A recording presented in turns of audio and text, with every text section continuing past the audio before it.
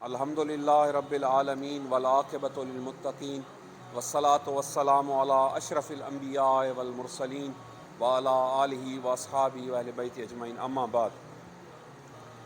دروس مکتوبات شریف کے سلسلے میں حضور سیدنا امام ربانی رضی اللہ تعالیٰ عنہ کے مکتوبات قدسی آیات کے جلد سوم یعنی تیسری جلد کے مکتوب نمبر 66 جو آپ نے صادر فرمایا محمد مقیم قصوری کی طرف، ان کے سوال اور جواب میں جو انہوں نے آپ کی بارگاہ میں کیے تھے، انہوں نے محمد مقیم قصوری نے، تو اس میں کچھ جو آپ نے ارشادات ہیں وہ لکھے ہیں، جو واضح کیے ہیں، اس کے درس کا ہم شرف حاصل کریں گے۔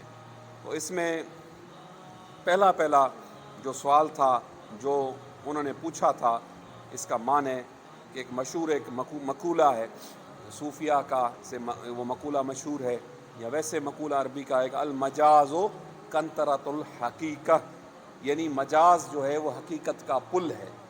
اس سے مراد عشق مجازی، اور وہ صوفیہ کہتے ہیں کہ جب تک آپ عشق مجازی میں کسی بندے یا بندی کے عشق میں گرفتار نہیں ہوگے، آپ محبوب حقیقی تک پہنچ نہیں سکتے۔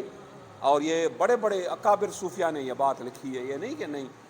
اور اللہ پناہ دے، اس سے مراد ان کا وہ عشق نہیں ہے جو ہم سمجھ بیٹھے ہیں، جو آج کل کا عشق ہے، جو وہ نہیں، لیکن وہ صرف ان حسین اور جمیل چیزوں کو دیکھنا ہے، ان سے محبت کرنا، اس کے متعلق۔ تو اس کی معنی کیا ہے؟ مقیم قصوری نے پوچھا، اب آپ اس کی معنی اور اس کا مفہوم لکھتے ہیں۔ آپ فرماتے ہیں کہ میرے بھائی محمد مقیم نے پوچھا، المجاز و کنطرۃ الحقیقہ، مجاز حقیقت کا پل ہے۔ پل آپ سمجھتے ہیں۔ اور اس کے بعد صوفیہ نے کس حیثیت سے یہ کہا ہے؟ اب آگے آپ وہی چیز آ گئی۔ پھر فرماتے ہیں کہ جان لیں کہ مجاز حقیقت کا پل ہے کہ ذل سے اصل تک ایک شاہراہ کھلی ہے۔ شاید اس اعتبار سے کہا ہے۔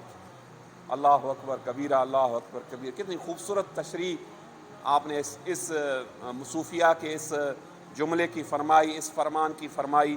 آپ فرما رہے ہیں کہ آپ یہ جان لیں، جو صوفیہ دیکھیں یہ بھی صوفیہ کی طرف عقیدت ہے ایک قسم کی، کہ کوئی ان کے بارے میں کوئی برا بلا نہ کہے، کوئی ان پر فتویٰ نہ لگائے۔ وہ اللہ کے ولی تھے، اللہ کے مخلص بندے تھے۔ تو آپ نے فرمایا کہ آپ اس بات کو جان لیں، اس بات کو ذہن نشین کر لیں کہ جو مجاز جو انہوں نے فرمایا ہے، المجاز و کنطرۃ الحقیقہ، مجاز، اس سے مراد اللہ سبحانہ و تعالیٰ کے جو ظلال ہیں، اس سے ان ظلال میں سے ایک شاہراہ ہے، ایک راستہ ہے، ایک بڑا اوپن روڈ ہے، ایک بڑی وسیع شاہراہ ہے، وہ کھلی ہے۔ شاید وہ صوفیہ نے اس لیے کہا ہے، اور اس سے مراد اور کوئی ان کی یہ نہیں ہے کہ آپ لازمی طور پر آپ جو ہے وہ کسی کو اپنا محبوب بنائیں، پھر اس کو دیکھیں، پھر اس میں کی محبت میں گرفتار ہوں، پھر پاگل ہوں، پھر وہ امرد ہو یا عورت ہو یا کوئی بھی ہو وہ ہو۔ کتنی خوبصورت توجیہ اور تشریح سیدنا امام ربانی رضی اللہ تعالیٰ نے یہ فرمائی ہے اپنی عقیدت سے صوفیہ کرام اور اللہ کے محبوب بندوں کی۔ پھر آپ نے حدیث شریف ہے مشہور، وہ آپ نے لکھی ہے، من عرف نفسہ فقد عرف ربہ، جس نے اپنے نفس کو پہچان لیا اس نے اپنے رب کو پہچان لیا۔ کیونکہ ذل کی معرفت، ذل کہتے ہیں، ظلال کہتے ہیں سایوں کو، سایہ، ذل کی معرفت یعنی اللہ تعالیٰ کے ان ظلال کی، اس ذل کی، اس پرتو کی، اس کی معرفت جو ہے وہ اصل کی معرفت کو لازم نہیں ہے، اس لیے کہ ذل اپنے اصل کی صورت پر موجود ہے۔ اب یہ وہ سمجھنے کی بات ہے، سمجھنے کی بات یہ ہے کہ جو ہم لوگ یہ صوفیہ نے جو سمجھا ہے کہ ہم اللہ تعالیٰ کی ہمیں رویت ہوتی ہے، اللہ تعالیٰ کا ہم دیدار کرتے ہیں، ہم دیکھتے ہیں کہ میں نے پہلے بھی دروس میں کہا ہے کہ اللہ تعالیٰ اپنے شان کے ساتھ کرسی پر بیٹھا ہوا ہے، کعبہ مشرفہ میں، عرش عظیم پر، اور یہ اور وہ جو مراقبے میں اور مشاہدے میں صوفیہ دیکھتے ہیں. حضرت مجدد فرماتے ہیں کہ وہ اصلی ذات باری تعالیٰ کو نہیں دیکھتے, وہ اللہ تعالیٰ کے ظلال میں سے, سایوں میں سے کسی ظل کو دیکھتے ہیں, کسی سائے کو دیکھتے ہیں, یعنی پرتوں کو دیکھتے ہیں. اصل خالق حقیقی اور اللہ تعالیٰ سے بہت پاک اور بلند ہے. تو یہ پہلے بھی میں تشریح کر چکا. تو فرماتے ہیں کہ ظل کی معرفت, ظل اپنی اصل صورت پر اگر موجود ہے, ظل اپنی اصل کی صورت پر اگر موجود ہے, پس وہ اپنے اصل کے انکشاف کا سبب ہوتا ہے, سبب ہوتا ہے. اب موجود کیسے ہے؟ ظاہر ہے. اب وہ اصل ہے اللہ تعالیٰ کا ظل بھی جو وہ بھی اصل چیز ہے نا, اللہ تعالیٰ کا ہے نا. اب وہ کیا, وہ اپنی موجودگی کے انکشاف کا سبب بنتا ہے کہ ہاں میں موجود ہوں, اللہ تعالیٰ موجود ہے, اللہ کی ذات موجود ہے, اللہ کی ذات واجب الوجود ہے. اب وہ اپنے وجود کی طرف اللہ سبحانہ و تعالیٰ یہ ہمیں رہنمائی کرتا ہے. یہ جو ظل بھی ہے یہ بھی تو میرا ہے نا, تو میں موجود ہوں تبھی تو میرا ظل ہے نا. تو اس میں اللہ تعالیٰ کے واجب الوجود ہونا ثابت ہے, چاہے وہ ظلال میں سے ہو یا ظل میں سے ہو. یہ اس کی میں تشریح کروں گا. اس لیے کسی چیز کی صورت وہ ہے جس کے ساتھ یہ چیز منکشف ہو جائے. لیکن جان لیں کہ المجاز و کنطرۃ الحقیقہ اس صورت میں ہے کہ مجاز میں گرفتاری درمیان میں نہ آئے. یعنی اگر عشق حقیقی, عشق مجاز میں اگر آپ گرفتار بھی ہو جائیں کسی کے, تو آپ فرماتے ہیں کہ اس میں گرفتاری کس صورت میں؟ آپ نے فرمایا کہ بلکہ دوسری ایک نظر آپ کی مجاز پر پڑی, مجازی محبوب پر, وہ ایک نظر کی تو اجازت ہے, اس کے بعد دوسری نظر کی اجازت نہیں ہے. یہ بہت بڑی بات آپ نے لکھی. دوسری تک نوبت نہ پہنچے, وہ پہلی نظر ہے جو حقیقت کا پل ہے. حضرت مجدد فرماتے ہیں, بہت خوبصورت تشریح. ایک نظر بس محبوب پر اس پر پڑی اور وہی حقیقت کا پل, اس کو ہم کہیں گے المجاز و کنطرۃ الحقیقہ. دوسری نظر کی اجازت نہیں ہے. یہ نہیں کہ سارا دن آپ اس کو دیکھتے رہیں, اس کو اور یہ کرتے رہیں اور وہ کرتے رہیں اور وہ کرتے رہیں, اس کو اپنے پاس بٹھا کر رکھیں. اور اس میں بعض ایسے تھے جو امرد لڑکوں کو اپنے ساتھ رکھتے تھے, اللہ پناہ دے برائی کے ارادے سے نہیں, لیکن اس کو دیکھتے تھے, پھر اس میں تلاش کرتے تھے کہ ہم اس میں اپنا محبوب یعنی اللہ تعالیٰ کو تلاش کر رہے ہیں. حضرت مجدد پاک رضی اللہ تعالیٰ نے شریعت کے قیودات کے اندر پھر آپ نے جو اپنا صحیح جو تصوف ہمیں سمجھایا ہے, اسلامی تصوف, ہندی تصوف نہیں, اسلامی تصوف, وہ جو حضرت مجدد پاک رضی اللہ تعالیٰ نے ہمیں فرمایا ہے شرح اور بسط کے ساتھ, ہم وہ تصوف بیان کر رہے ہیں. تو پھر فرماتے ہیں کہ مخبر صادق صلی اللہ علیہ وسلم نے اس نظر کو نظرۃ الاولیاء لک, پہلی نظر تیرے لیے ہے فرمایا. حضور صلی اللہ علیہ وسلم نے اس کو پہلی نظر فرمایا کہ پہلی نظر تمہارے لیے.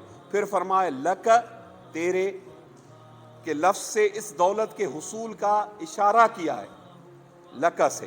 اور اگر معاذ اللہ درمیان میں گرفتاری آ گئی بلکہ دوسری نظر تک نوبت پہنچ گئی, تو ایسا مجاز وصول حقیقت کی راہ میں دیوار ہے. پل کیا ہوتا ہے؟ وہ تو ایک بت ہے جو اپنی پرستش کی طرف بلاتا ہے, اور ایک شیطان ہے جو حقیقت سے ہٹاتا ہے.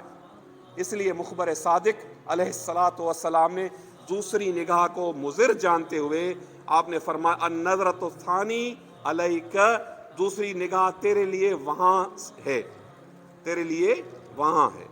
اور فرمایا ہے کہ اس سے زیادہ مضر اور کون چیز ہوگی جو حق سے روکے اور باطل میں گرفتار کرے. اور جاننا چاہیے کہ پہلی نگاہ بھی اس وقت نافع ہے جب اپنے اختیار سے نہ ہو, اور اگر اختیار سے ہو تو دوسری نگاہ کا حکم رکھتی ہے. اللہ اکبر, اللہ اکبر. آیت کریمہ اللہ سبحانہ و تعالیٰ کا ارشاد, قل المؤمنین یغضوا من ابصارہم, آپ ایماندار مومنوں سے کہیں اپنی نظریں نیچی رکھا کریں. اس مطلب کے اشارہ اس بات کے لیے کافی ہے. بے وقوفوں ناپختہ صوفیوں نے اس عبارت کا معنی ہی نہیں سمجھا اور غلط کیا, اور خوبصورت شکلوں سے گرفتاری پیدا کرتے ہیں اور اس کے ناز اور ادا پر فریفتہ ہوتے ہیں, اور اس امید پر کہ اس کو وصول حقیقت کا وسیلہ بنائیں گے اور حصول مطلوب کا زینہ سمجھتے ہیں.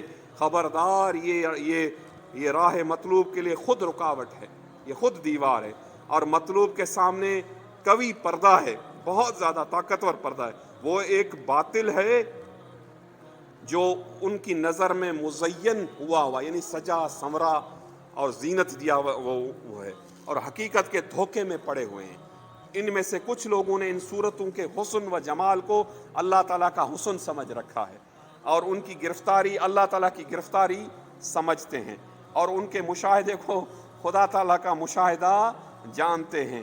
ان میں سے بعض لوگوں نے کہا ہے کہ فارسی کا ایک شعر ہے کہ بعض لوگوں نے ان صوفیہ میں سے بعض صوفیہ کا ایک شعر آپ نے لکھا ہے کہ آج جب کہ تیرا حسن بے پردہ ظاہر ہے، میں حیران ہوں کہ کل کا وعدہ کس لیے ہے۔ اب دیکھیں یہ ان کا حال ہے، وہ مغلوب الحال ایسے ہو چکے ہوتے ہیں کہ پھر وہ اس حسن میں ہی گرفتار ہو جاتے ہیں۔ اب ہم وہ عشق حقیقی جو وہ ہے، وہ قیودات کے اندر جو صوفیہ نے جو مجازی عشق اس کی بات کریں، آج کل کے عشق حقیقی کی بات نہیں۔ اس کو مطلب کوئی نظر دلیل یہ نہ بنا لے کہ یہ بہت ضروری ہے، فرض ہے یا واجب ہے یا یہ کرنا چاہیے، اور یہ حضرت مجدد پاک نے بھی فرمایا، صوفیہ نے بھی یہ کیا ہے۔ تو آج کل ایسی کوئی بات نہیں۔ آج کل عشق حقیقی کے دعوے دار بھی بڑے بڑے پھرتے ہیں، لیکن عشق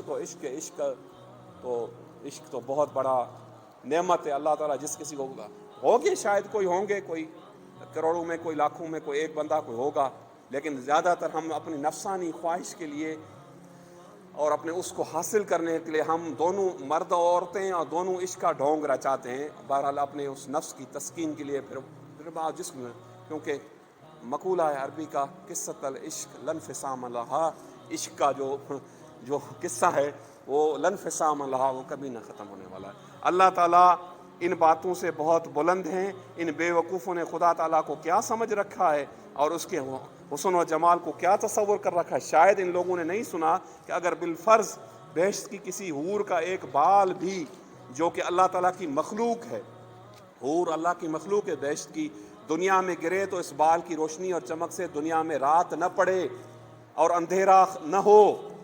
جب حور جو اللہ کی ایک ادنا مخلوق ہے جنت میں مومنوں کو ملے گی، اس کا اگر ایک بال اس دنیا میں گرے تو یہ دنیا اس کی روشنی اور چمک سے روشن ہو جائے اور اندھیری راتیں ختم ہو جائیں۔ اللہ کی مخلوق، اللہ تعالیٰ کی ایک ہی تجلی سے کوہ طور کے جلنے اور اس کے ریزہ ریزہ ہونے اور سیدنا موسیٰ کلیم اللہ علی نبینا علیہ الصلاۃ والسلام کے بے ہوش ہو کر گرنے کا قصہ نص قرآنی سے ثابت ہے۔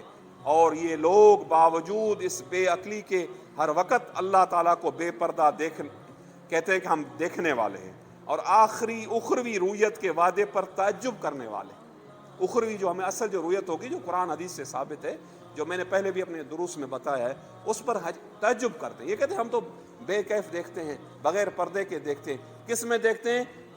اپنے اس مجازی محبوب کی صورت میں، چاہے وہ مرد ہو، چاہے وہ عورت ہو، چاہے وہ امرد ہو، جو بھی ہو۔ پھر آپ نے فرمایا کہ قرآن کی ایک آیت لکھی ہے، ہاں، یا غالباً یہ قرآن کی آیت ہی ہے یا حدیث ہے، بہرحال کیونکہ حوالہ نہیں دیا ہوا، لَقَدِ اسْتَكْبَرُوا فِي أَنفُسِهِمْ وَعُتُوًّا عُتُوًّا كَبِيرًا الآیہ۔ تو وہ اپنے آپ کو بہت بڑا سمجھتے ہیں اور انہوں نے بہت بڑی سرکشی اختیار کر رکھی ہے۔ علماء اہل سنت والجماعت آپ نے فرمایا کہ وہ فرماتے ہیں کہ آپ نے اپنی جانیں مار ڈالی ہیں اور نقلی اور دلائل سے مخالفین پر اخری رویت ثابت کی ہے، نقلی اور عقلی دلائل سے، کیونکہ اہل سنت کے علاوہ مخالف فرقوں میں سے کوئی بھی، خواہ وہ اہل ملت سے ہو یا غیر ملت سے، اللہ تعالیٰ کی رویت کا قائل نہیں، بلکہ اس کو محال عقلی سمجھتے ہیں، اور اہل سنت نے بھی اس کو بلا کیف کہا ہے، اور اس کو آخرت کے ساتھ علماء نے مخصوص کیا ہے۔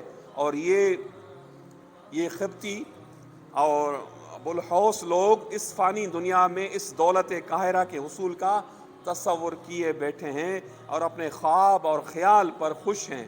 اے ہمارے رب، ہمیں اپنی جناب سے رحمت عنایت فرما اور ہمارے کام میں بھلائی پیدا کر۔